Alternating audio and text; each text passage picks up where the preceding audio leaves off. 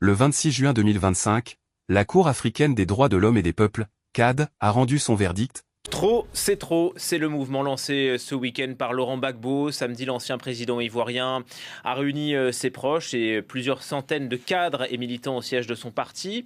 À 6 mois de la présidentielle, il veut toujours en être, mais condamné par la justice ivoirienne. Il ne figure pas sur les listes électorales. Le Front commun de l'opposition est né. Objectif, participer à la présidentielle d'octobre. Ce Front commun vise, premièrement, remettre sur la liste électorale le président Laurent Gbagbo, le président Tidjane Thiam, le premier ministre Soro Guillaume, ainsi que M. Charles Blé Goudé et Noël Akossi Benjo. Après l'exclusion par la justice de ces figures politiques, la tension ne retombe pas. L'ex-président Laurent Gbagbo a même lancé un mouvement baptisé « Trop c'est trop » pour empêcher un 4e mandat du président Alassane Ouattara, à qui il s'est adressé. Dites à celui qui veut écouter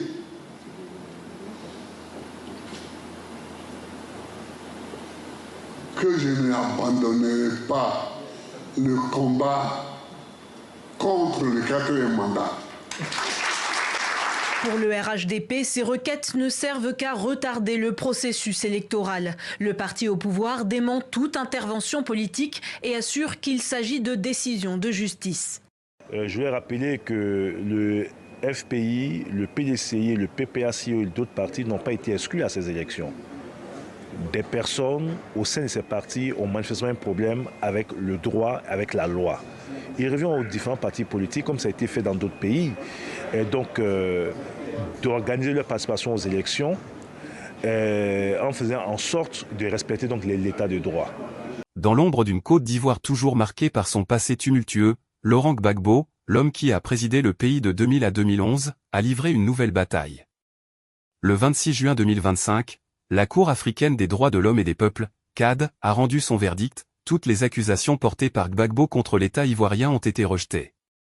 Ce jour-là, un espoir s'est éteint pour l'ancien président, dont le parcours est une fresque d'ambition, de combat et de désillusion.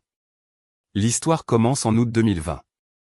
Gbagbo, tout juste acquitté par la CPI après des années d'exil, apprend sa radiation de la liste électorale ivoirienne. La raison ? Une condamnation par défaut à 20 ans de prison pour complicité dans la casse de la BCEAO lors de la crise post-électorale de 2010. Pour Gbagbo, c'est un coup de poignard.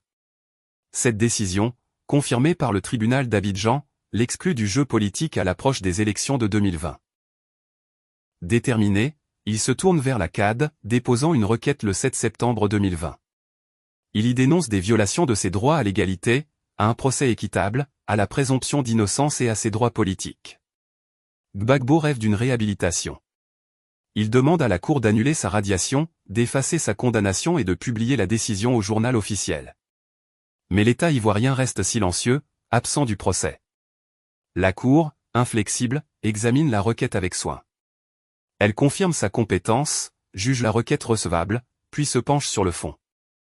Dans les rues d'Abidjan, les partisans de Gbagbo retiennent leur souffle, espérant un verdict qui redonnerait à leur leader sa place dans l'arène politique. Le 26 juin 2025, la réponse tombe, brutale. La Cour rejette chaque argument de Gbagbo.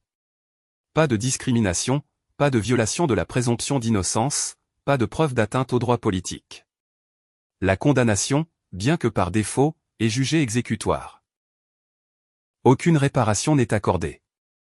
Pour Gbagbo, c'est une défaite amère, un écho des épreuves qui ont jalonné sa vie, une présidence mouvementée, une arrestation spectaculaire, un procès à la haie, et maintenant, ce revers.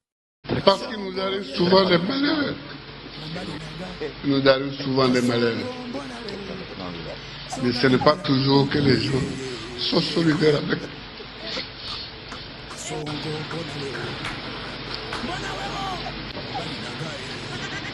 Et celui qui veut perturber les élections, j'ai donné l'ordre à l'armée, à la gendarmerie et à la police de les rafler.